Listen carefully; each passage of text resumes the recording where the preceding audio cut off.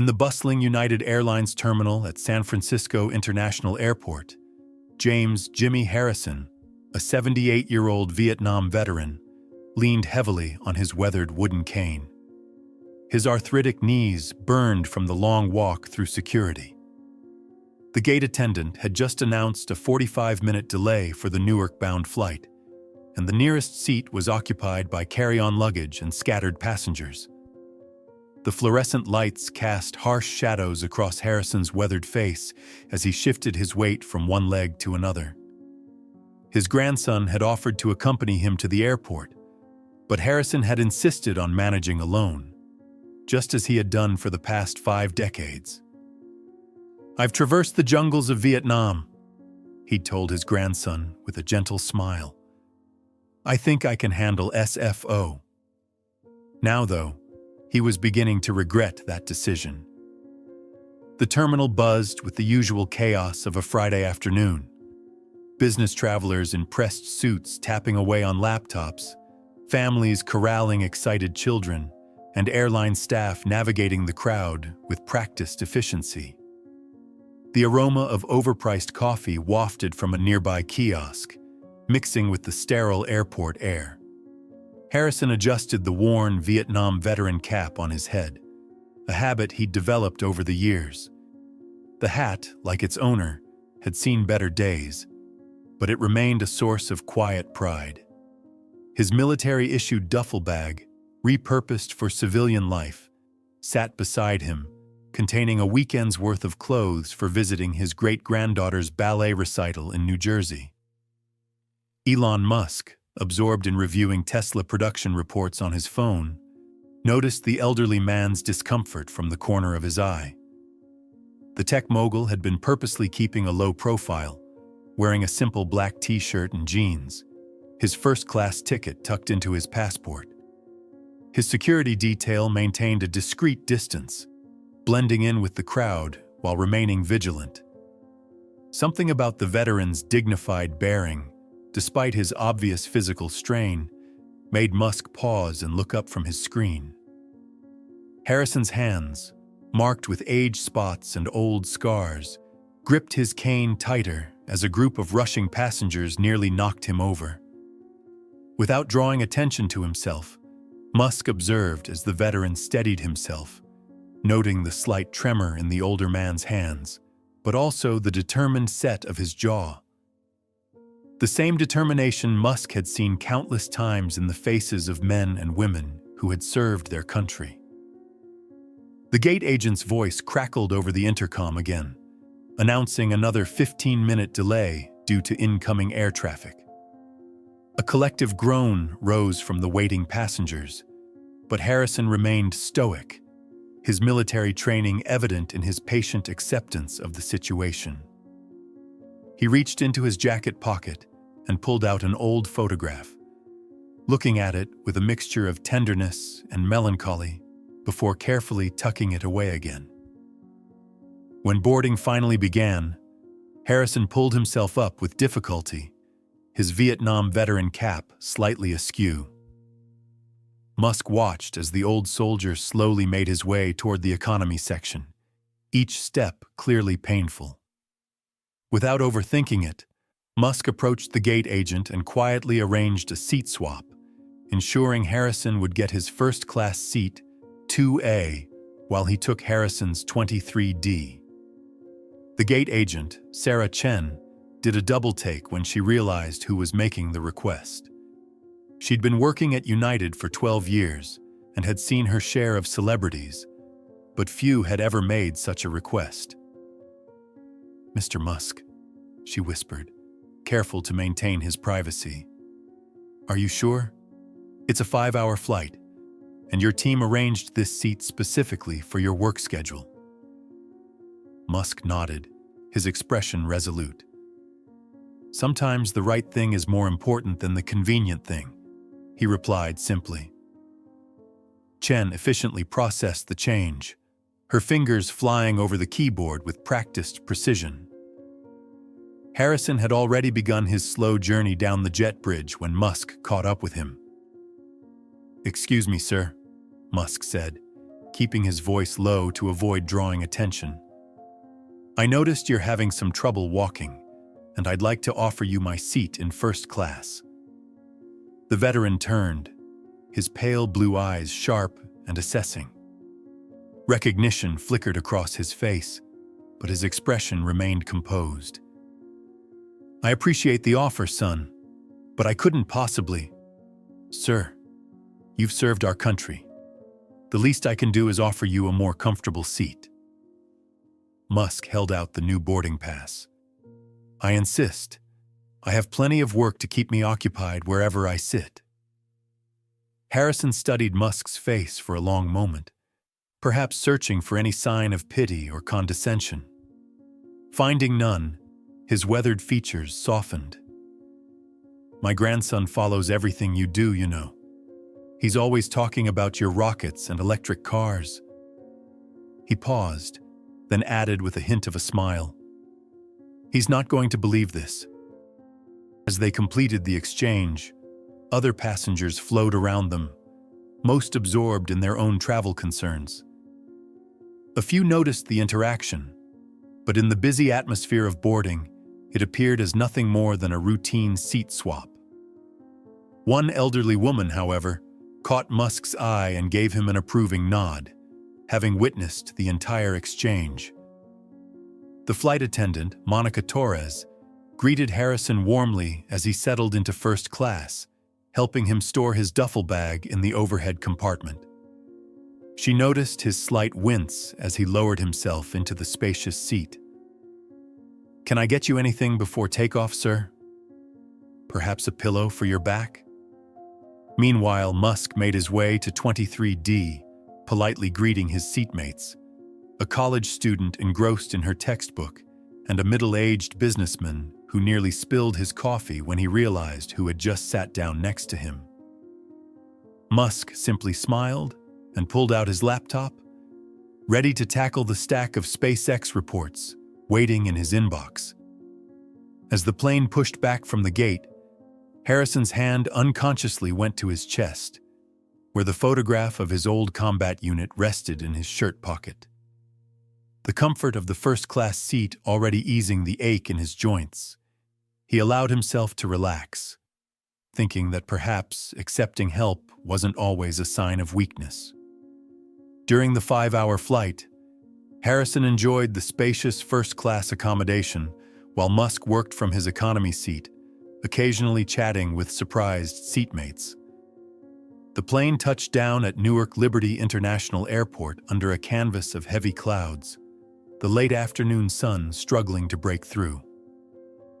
As passengers began their usual rush to deplane, Musk noticed Harrison patiently waiting for the crowd to thin before attempting to stand. Making his way forward against the flow of departing travelers, Musk reached Harrison's seat just as the veteran was carefully rising. "Mr. Harrison," Musk said, "would you mind if I walked with you to baggage claim? I'd enjoy hearing more about your service if you're willing to share." Harrison's eyes crinkled with warmth. "Only if you'll let me buy you a coffee, son. It's the least I can do." He patted the first-class seat.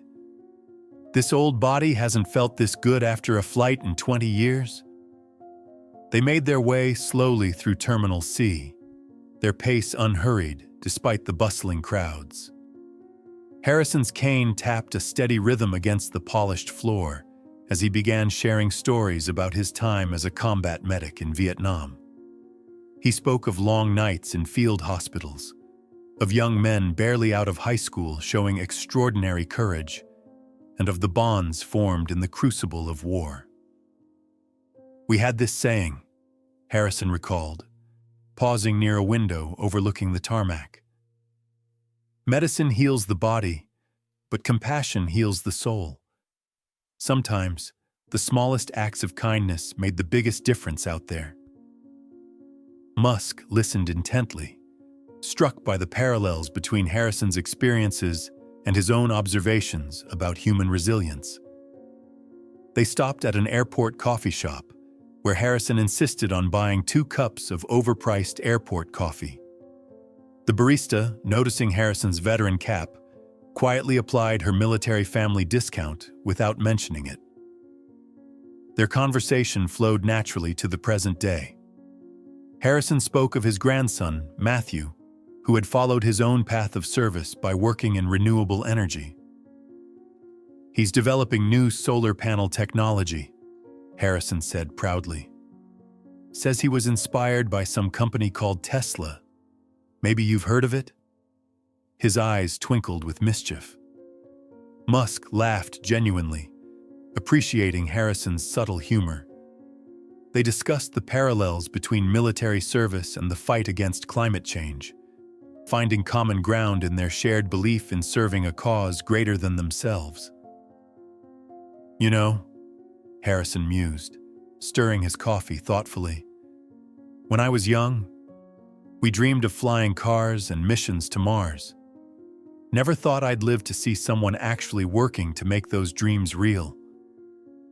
And I never thought I'd meet someone who could teach me so much about service and humility in the space of an airport conversation," Musk replied sincerely. As they approached the baggage claim area, Harrison pulled out his phone to show Musk a picture of his great-granddaughter in her ballet costume. "She's performing in her first recital tomorrow. That's why I'm making this trip. Some things you just can't miss, no matter how old your knees get." The carousel had just started moving when Harrison noticed something odd about a man standing near the exit. Years of combat experience had honed his instincts for danger, and something about the man's posture and furtive glances set off warning bells in his mind. He subtly shifted his position, keeping one eye on the suspicious figure while maintaining his conversation with Musk. As they approached the taxi stand outside Terminal C, the suspicious man Harrison had noticed earlier emerged from behind a concrete pillar. The veteran's combat-trained eyes hadn't been wrong. The man was now moving with clear intent, his right hand concealed inside his jacket. The terminal's security cameras would later show that he had been following them since baggage claim. Harrison had spent decades trying to forget the muscle memory of combat, but in that moment, everything came flooding back. He noticed the minute details: the man's dilated pupils, the slight tremor in his left hand, the awkward gait that suggested concealed body armor. Musk's security detail, positioned discreetly nearby, had also spotted the threat and were moving to intercept, but they were several crucial steps away. The attacker, later identified as Marcus Wheeler, a 43-year-old day trader from Connecticut, pulled out what appeared to be a hunting knife. "You ruined everything," Wheeler shouted, his voice cracking with desperation. "My entire portfolio, my family's savings." Before Musk's security team could reach them, Harrison's decades-old training took over.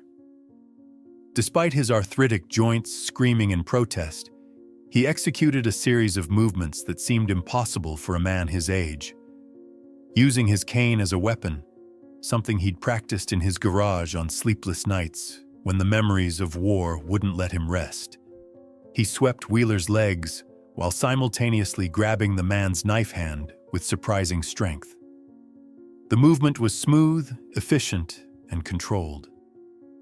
Harrison made sure Wheeler landed in a way that would incapacitate but not seriously injure him.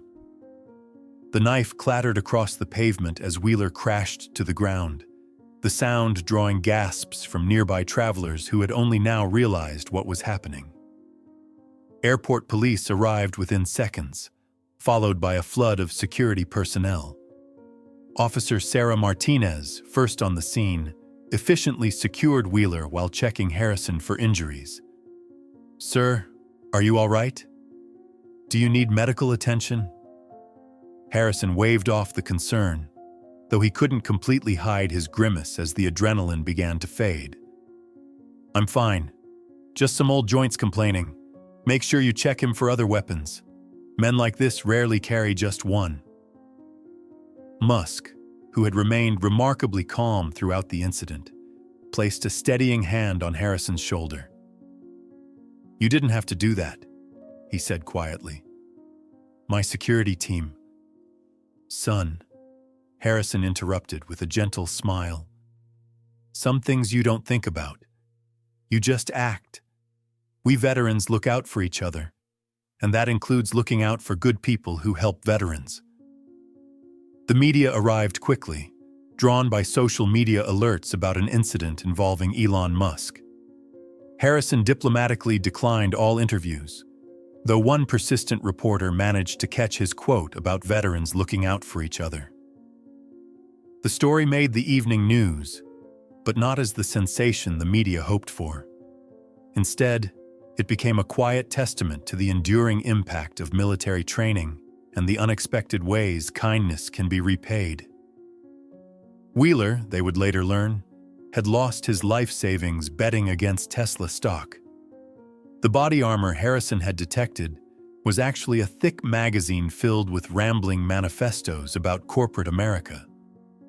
In his confession, Wheeler admitted he hadn't expected to encounter some old soldier who moved like a damn ninja. 2 days later, after Harrison had attended his great-granddaughter's ballet recital, he received a package at his home. Inside was a handcrafted titanium cane, its surface etched with his unit's insignia and the Marine Corps motto. The accompanying note was simple: "Tools of war can become instruments of peace. Thank you for your continued service. E.M." Harrison placed the cane carefully beside his bed, but continued to use his old wooden one. The titanium cane was too beautiful for everyday use, he told his grandson. Besides, he added with a wink, sometimes the best weapons are the ones nobody expects. The incident faded from the news cycle, replaced by newer controversies and headlines. But in certain circles, veterans groups, self-defense classes, and even some business schools, the story became a quiet legend about how a simple act of kindness on a routine flight led to an extraordinary moment of protection, proving that the bonds of service and gratitude can surface in the most unexpected ways.